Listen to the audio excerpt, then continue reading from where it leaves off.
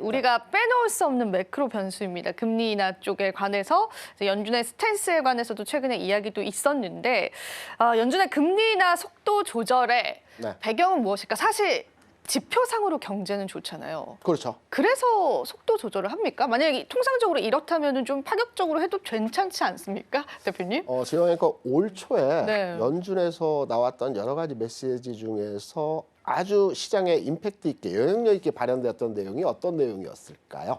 점진적 금리 인하? 뭘까요?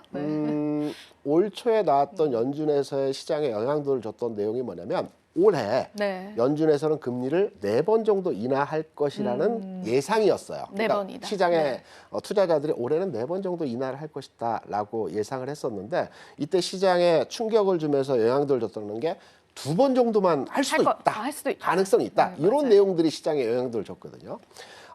최근에서 연준에서 이제 여러 가지 내용들을 발표하면서 내년도에 연준에서 금리 인하를 2번 정도 할 수도 있다. 라는 내용으로 시장이 너무 쳤죠. 충격적이었어요, 저는. 그런데 금리 인하를 하게 되면 꼭 시장이 좋아질까요?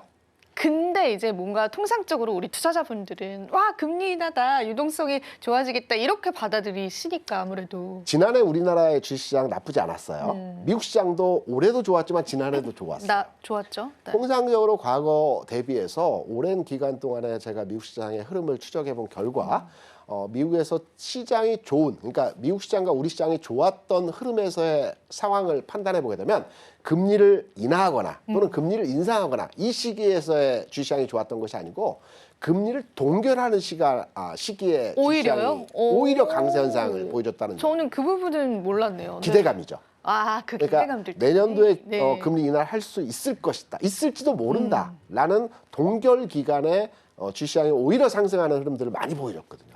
그렇기 때문에 올 한 해 금리 인하가 뭐 2번이다 또는 뭐 3번이다 이런 횟수에 대한 내용으로 시장에 대한 가늠자로 판단을 하기보다는 저는 오히려 금리를 동결한다는 것은 우리가 금리를 인하한다는 것은 경기를 부양시키겠다는 의지가 굉장히 강한 거죠. 그렇죠. 금리를 인상한다는 것은 경기 속도 조절을 하겠다는 의지가 강한 겁니다.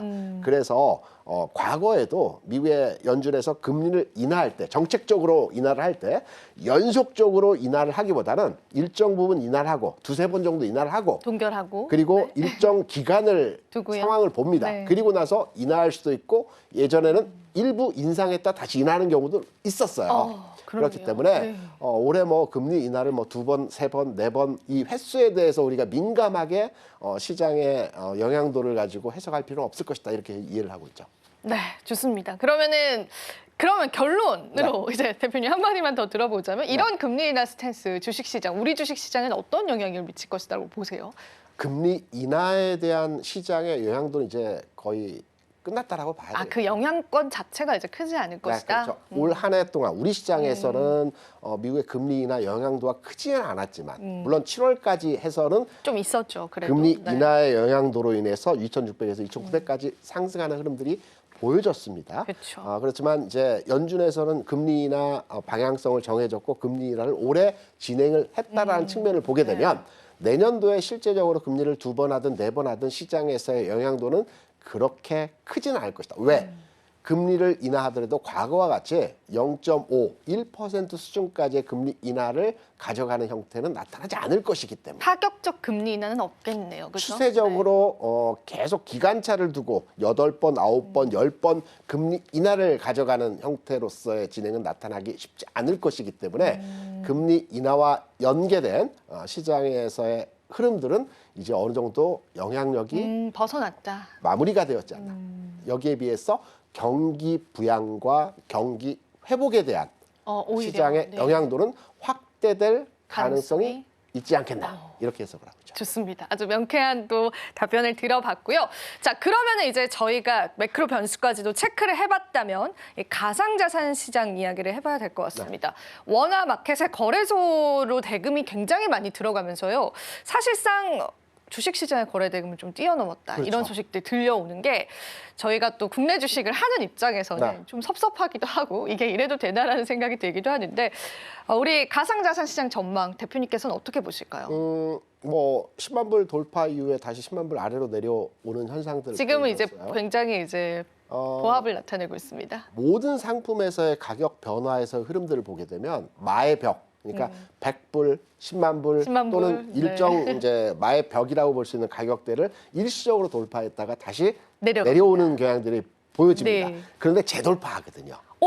정말 어떻게 아셨어요? 지난 사이클에도 그러긴 했거든요. 그런가요? 비트코인이. 네. 네네. 내려갔다가 다시 재돌파했거든요. 네, 재돌파를 네. 하고 슈팅이 나올 때까지, 그러니까 주식시장에서의 종목 간의 흐름도 마찬가지입니다. 계속해서 올라갈 것 같은데 고점을 가늠하기가 어려울 때는 우리가 이제 슈팅이 나오면서 갭을 주면서 두 번의 상승이 연속적으로 나올 때, 그리고 네. 여기에 대량의 거래가 수반이 될 때는 통상적으로 고점이라고 많이 얘기를 합니다. 거기에 네. 이제 음봉까지 출현을 하게 되면 이제 확률적으로 굉장히 높아지는 상황에서의 고점이라고 우리가 판단을 할 수가 있겠죠.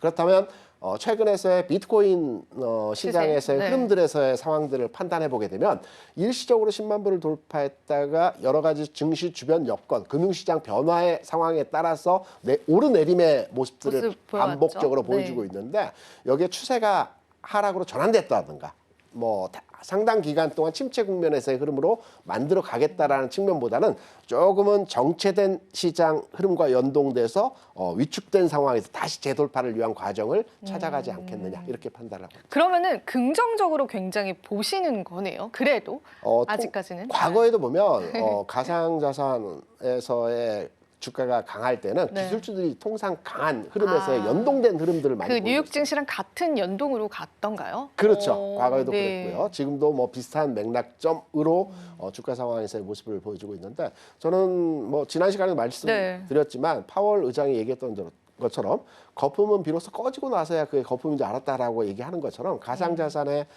흐름 또한 지금의 수준에서의 상황이 고점부라고 판단하기는 좀 너무 성급하지 않나 이렇게 생각합니다. 일단 우리 투자자분들의 그 시선 자체는 굉장히 넓어진 것 같아요. 네. 국내 증시에서 해외 증시도 보시고 이제 가상자산도 보시고 선물 쪽의 ETF도 굉장히 많이 보시고 채권 ETF도 요즘 많이 하시잖아요. 네. 그러면은 금에 관한 골드에 관한 전망. 사실 올해 골드 최고치를 또 찍지 않았습니까? 우리가 이제 모든 네. 금융시장에서 또 투자 상품 대상 품목 중에서 가장 상승률 측면에서 따져본다면 뭐 여러 월등하게 많이 올라간 종목들이 있겠지만, 있겠죠. 네. 가장 각광을 받았고 그리고 가장 그 흐름에 있어서 긍정적으로 판단하는 상품을 꼽아보면 저는 골드를 골드. 그러니까요. 따져볼 수 있을 네. 겁니다. 골드 같은 경우는 뭐 비단 올해 수준에서의 상황만이 아니고 지난해에서부터 계속적으로 상승 흐름이 안정적으로 흐름이 유지되었죠. 네. 그러니까 앞서 말씀드린 비트코인 같은 경우는 오르내림의 반복적 과정을 보여주고 일시적으로 강한 슈팅이 나오고 좀 쉬는 과정에서의 흐름들이 나타났지만 골드 같은 경우는 연속적으로 계속해서 조금씩 우상향만 합니다. 우상향만 네. 하는 흐름들이 진행이 되고 맞아요. 있거든요. 편안하죠. 네. 근데 이 현상에서의 흐름들은 내년도에도 추가적으로 진행될 가능성이 높다라고 저는 개인적으로 생각하고 있고요.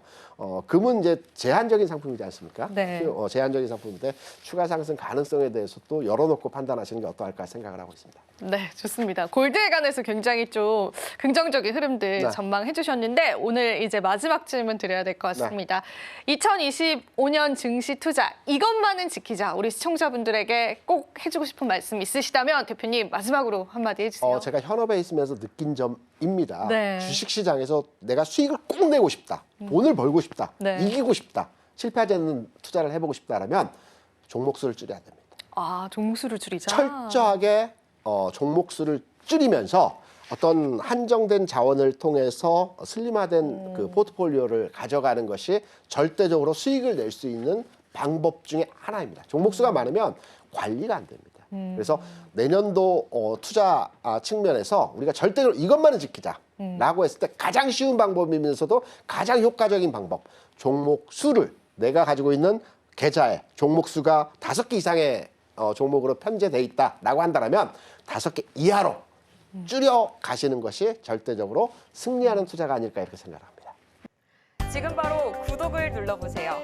실시간 경제 뉴스, 투자 전문가들의 다양한 시황과 정확한 분석, 또 알찬 투자 정보까지 신뢰할 수 있는 저희 서울경제TV와 함께하세요.